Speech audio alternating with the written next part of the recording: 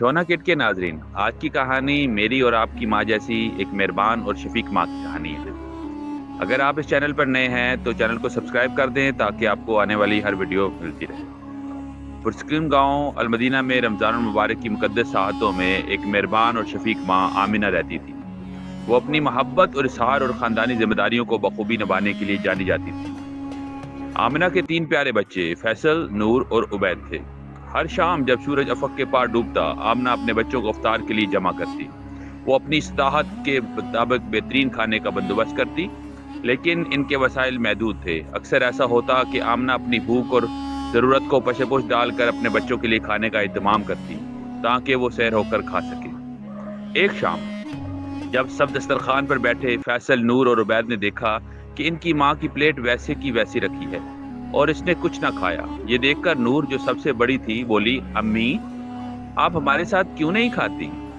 आमना ने शफकत भरे लहजे से मुस्कुराते हुए जवाब दिया, मेरे प्यारे बच्चों, तुम्हें खुशी और सैर होकर खाते देखना मेरे लिए खाने से ज्यादा खुशी की बात है। ये सुनकर बच्चों के दिल मोहब्बत और शुक्रगुजारी से भर गए।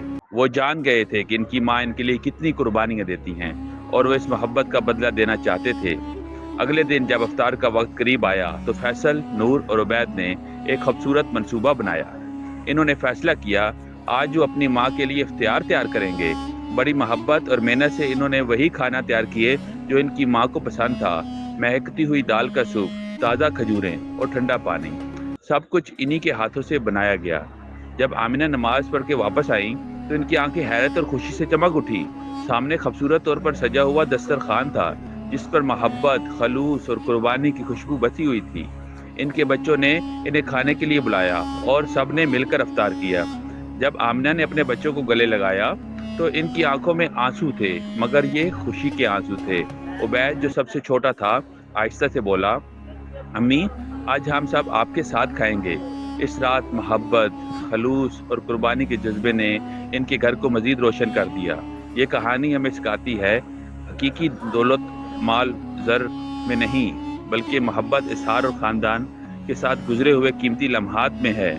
आमिना और इसके बच्चों ने हमें ये सबक दिया है कि सच्ची खुशी दूसरों के लिए कुर्बानी देने में है। ये कहानी सुनने के बाद अगर आपका भी ईमान ताज़ा हुआ है तो वीडियो को लाइक करें, चैनल को सब्सक्राइब करें और अपने फ्रेंड्स और फैमिली में वीडियो को शेयर करें।